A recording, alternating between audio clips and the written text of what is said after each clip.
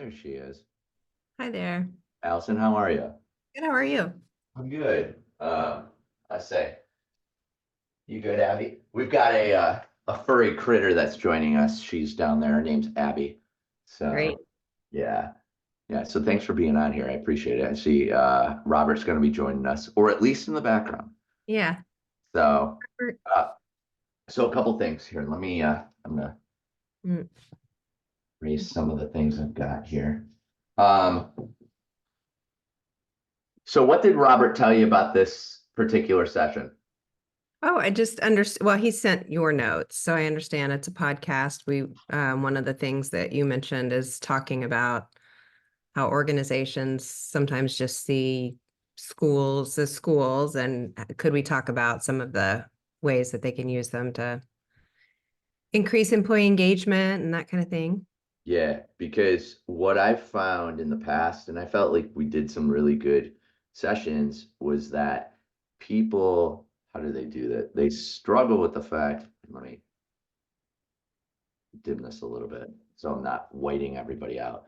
Uh, the they always when we talk at people, and I don't want that. I want them though to I want you to ask questions, get them thinking. People don't argue with their own data is a line Mhm. that we use all the time. And the fact is that when we tell someone, I always here's how I simplify it.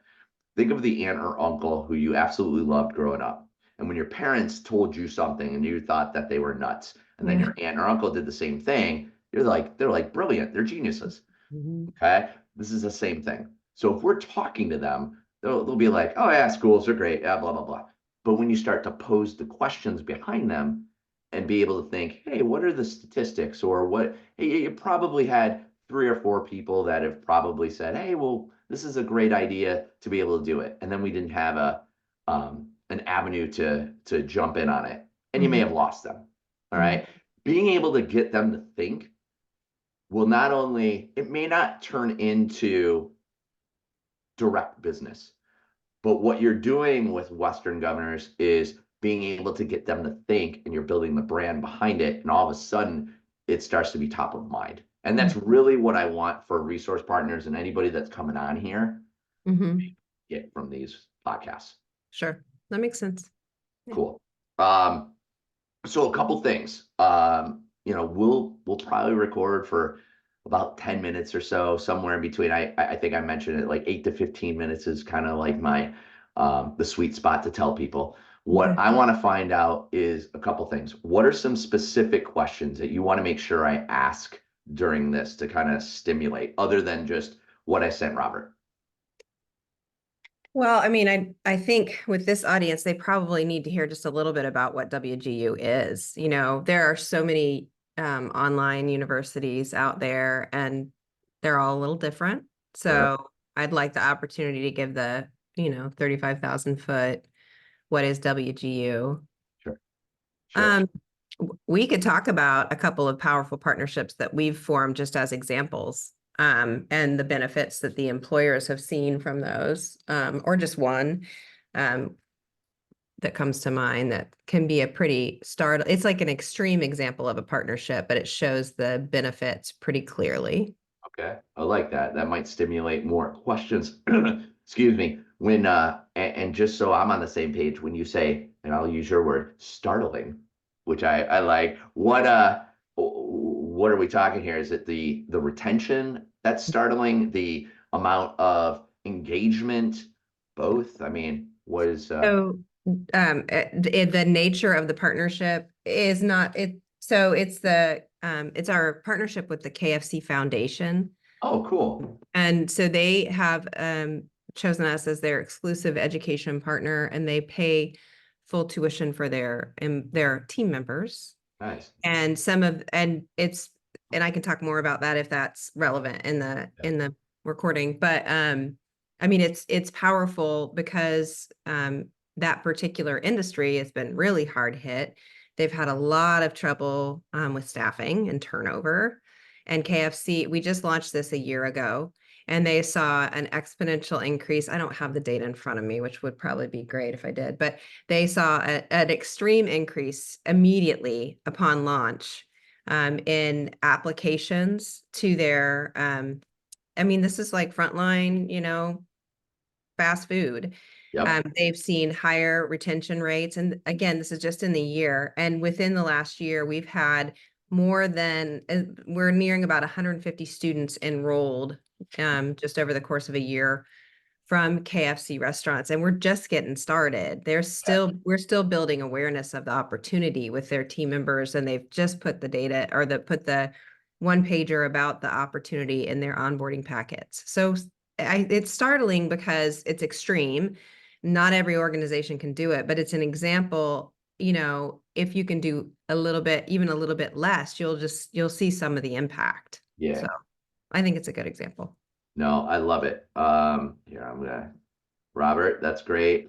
I appreciate it. That in terms of airing, I'll get with he asked when's this gonna air. I'll let you guys know as soon as I get an edit uh, from Recognition. Usually they're pretty good. Usually it takes a few weeks because they got to find time. But once we do, then I'll start because I've got 3 of these today, which I'm happy about because I've been pushing this. I'm like, folks, Yeah. but you guys were quick. Ryan Page of Gallagher was pretty quick. Like some of these people are starting to like, oh yeah, I know what this provides for, and so I want to be able to layer these to get this out for people to see. Yeah, that's great. All right. So yeah, let's get started. A couple things that I'll do just so you've got an idea. What I'll title is, the My Sherm podcast is welcome back. Give my name, and Allison, this is Allison Bell, correct? Is that That's right. perfect? And let's make a note just so I've got it over here. And um, any title you want me to use. Regional Vice President. Oh, look at you. I love it. Love it. Um, Abby, it's okay. Yes, you're in good hands, Abby. You're in good hands. I literally got home 5 minutes before, so she's like gone from peaks and valleys in terms of excitement. So, I understand. um, yeah, the things too, I'm trying to think. I'll probably frame it in the form of a question like what makes you different? Because there's, a ton of online institutions that are fighting for students and for HR departments all over the country. Mhm. So I'll talk about that or set you up along those lines. The other thing is one thing that I constantly hear from leaders and HR professionals is the fact of, they always want this stuff, but their actions speak differently. And I think the fact of having an example like KFC Foundation is good because they're putting their money behind those actions. And Right. it's with the understanding that we want you to be successful. And while you're here, you're going to be successful. And then when you leave us, we want you to spread the word of what we did to help you grow. That's And right. so I think a lot of times business owners and leaders fail to recognize that as that option. They're like, no, we want to, I always use the Lord of the Rings, my precious, and they want to hoard all their great people. Yeah. Yeah. Sometimes that's just not the case. It's just scarcity mentality. It's like a Yeah. fear that if people leave, you're not going to be able to replace them. But really, there's that healthy churn that we look for. Thank you. I love that. I love having like-minded individuals on too. So that'll be helpful. So yeah, I'll do an intro and an outro. I may even stop at certain points, say, hey, this is Alison Bell, Regional Vice President with Western Governors University. So I'll do that throughout just to keep people understanding who I have on. And so yeah, we'll do an intro, we'll do an outro, welcome you. And then I'll probably like jump in with some questions with regards to, hey, tell us a little bit more about Western Governors, maybe give us a bit of a background so people have an understanding, and then go down the line of, online universities and kind of frame it that way. Is Okay. that fair? Yes, sounds good. Awesome. Uh, so yeah, I'll do a countdown and then we'll go from there. All right. Okay. Couple things. I just want to make sure of my time. Good. We're good. All right. 3, 2, 1. Welcome back, everyone. Thanks for being here. I'm your host, Greg Coyne, with the My Sherm podcast. This time around, want to welcome my guest, who is Alison Bell. She is the Regional Vice President for Western Governors University. Thank you again for being here, Alison. Thanks for having me, Greg. I'm excited about this. Good, good. So, I'll just jump right in. I Okay. think the best way to do it is kind of give people a little bit of background on what Western Governors is all about. So, for lack of a better way of saying it, I'll give you your 30-second pitch just to be able to help people understand, because there's a lot of universities out there, especially in the online space. So I want to let them understand what you do. Sure. It's important to know how we're different. Yeah. So WGU is a fully online university that is competency based. What that means is you earn credits by demonstrating your competency in your degree field and you move on. So you also then move at your own pace. You don't have to spend time in a class to demonstrate, for a whole semester to demonstrate that you've, got this competency. You can demonstrate it as soon as you have it, even if that's upon admission, right? So people can move through at their own pace. They can take more time on subjects that they need to spend more time on. And then also it meets them where they are. You take your classes at your own pace, at your own time. There's not a set class time. So it's just incredibly flexible. You can start the beginning of any month. And then when you're done, you graduate. You don't have to wait to the end of a semester. Love So it. just an extreme flexibility, competency based. We have four different schools: business, IT, education, and health professions, with bachelor's and master's degrees, and we're rolling out certificates too. So that's a little high level. Oh, I'd like to say we're highly affordable. We're, average-ish tuition is around $7,500 a year. Okay. And that includes everything. So if you're getting a degree in IT, it will include the cost of all of the certs Oh, that the industry that you need in your industry in order to be employable upon graduation. that's awesome. And here's the thing. I know that we were talking about before we came on today about retention Mhm. and staffing, and a lot of times HR professionals, leaders, they're trying to find those spaces to fill, and this is one avenue to be able to, like, well, attract those people. And so what I'd love to find out too is, like, can you give me an example of an organization that's kind of looked at Western governors and said, hey, you know what? This is something we're going to put our money behind, and we're going to jump right in and commit. And the actions spoke what the words were saying. So, Sure. can you have an example? I have a great example. And we partner we partner with all kinds of industry, by the way. And you mentioned, the kind of workforce gaps. You see them in IT, you see them in health professions, you see them in K-12 education. So we have partnerships all over the place to help build that pipeline. But a nice, extreme, beautiful example is our partnership with the KFC Foundation. So the KFC Foundation is the not-for-profit organization that's affiliated with all of the KFC restaurants. Franchisees can participate in their education program. And through that, the KFC Foundation has a scholarship program where they chose WGU as their exclusive education partner. They will fully fund team members, so employees of KFC franchise restaurants, team members, to go to WGU and earn their degree. Doesn't Uh, matter what they're getting their degree in. There are no limits on that. They can apply for WGU the day that they are employed by KFC. They're eligible upon employment. They can work uh, part-time or full-time. When they complete the degree program, they don't have to stay at KFC. So it is like, sounds too good to be true. It's a beautiful partnership because it's benefiting, some people who probably need it the most. There are people who would have no way to fund their degree program without something like this. KFC saw an extreme increase upon launch 1 year ago of this partnership in applications to their restaurant positions. So people who are, working the front line in their restaurants, those team members. So they saw an exponential increase, and that's continued. okay. Um, they are seeing their team members skill up and move up in their organization. So not everybody's leaving when they get their degree program. Some are doing it to stay and move up in the organization, become management and beyond with KFC. And they also, so that goes to retention, right? Yeah. And at this point, a year into it, we have more than 150 individuals who we have two have already graduated within the year, by the way. Awesome. And one graduated twice. Your degree program. Really? Yeah, Holy cow. that's an extreme. It's not easy to do. Our degree programs are really rigorous, but he came with a lot of earned competencies, and he was able to demonstrate those and move on pretty quickly. But we have more than 150 individuals who are enrolled, and that's just in a year's time.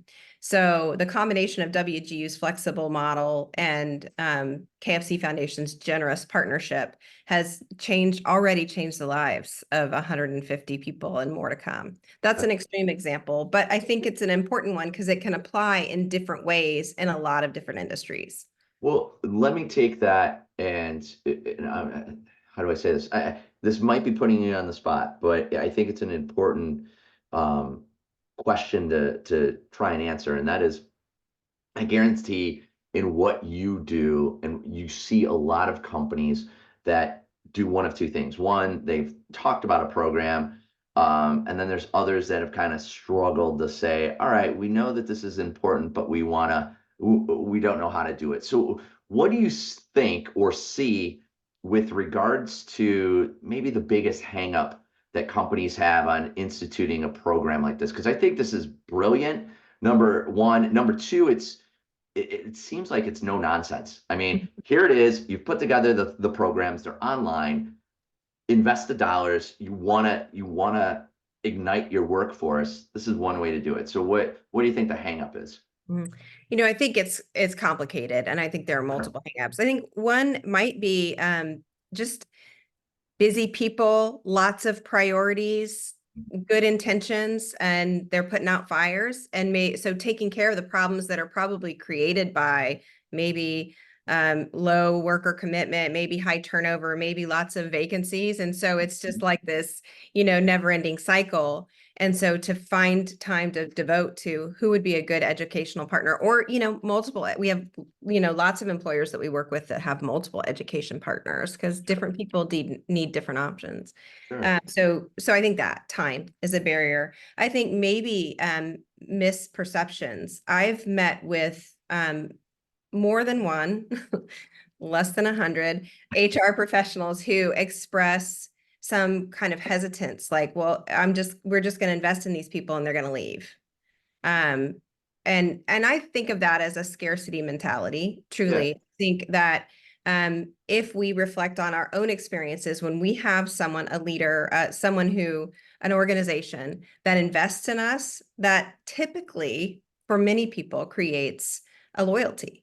My company cares about me. They want me to succeed. I'd like to put that back into this company. Not always. Some people will move on, but I also think that's healthy. And I think, as we talked about prior to this, that you mentioned, that then those people who get that benefit, even if they leave the organization, they're going to talk about the organization in positive light. Look what they did for me. They will do this for you. I think that it will solve the problem over time that we're so scared of creating, Yeah. And I'll even use the word evangelists. I mean, if you've Yes. got people who have had a great experience, I mean, I talk about my former employers all the time. I found something that I love, but my bosses who were there in the time that I was there were super supportive of it.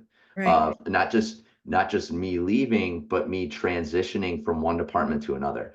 And so I think this does that for them if they allow it to happen. So, perfect world.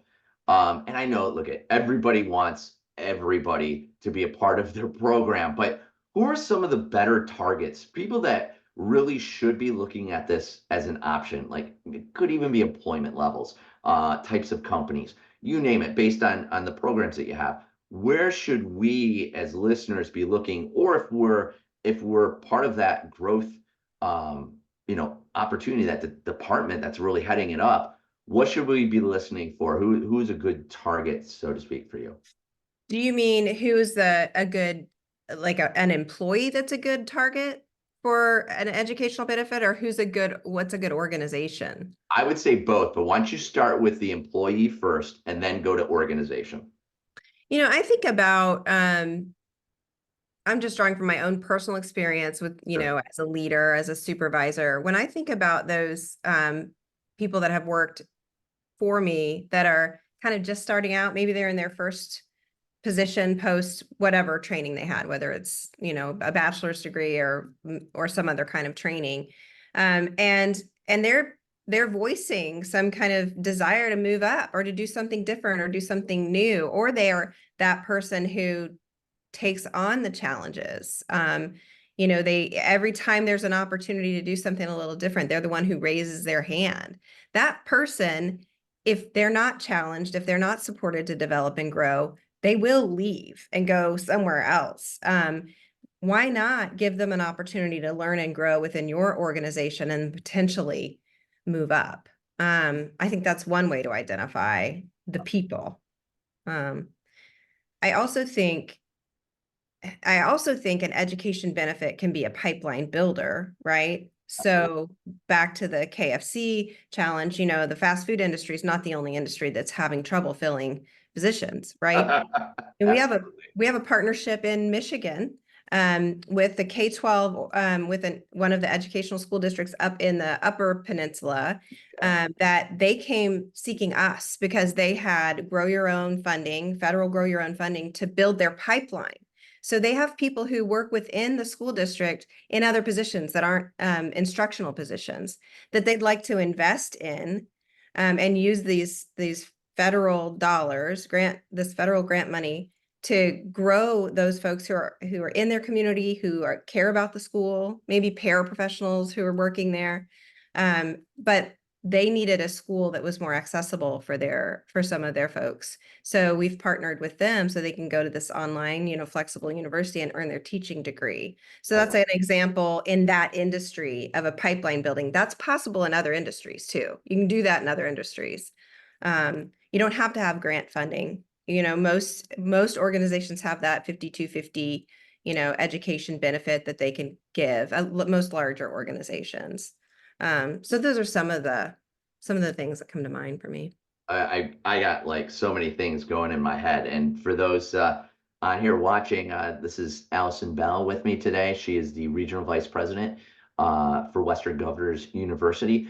As we wrap up, I know that at least for myself, I have a lot of ideas that are running through my head. I guarantee there'll be other leaders that are having the same, I'll call it an issue, but it's good. How can they reach out and contact you?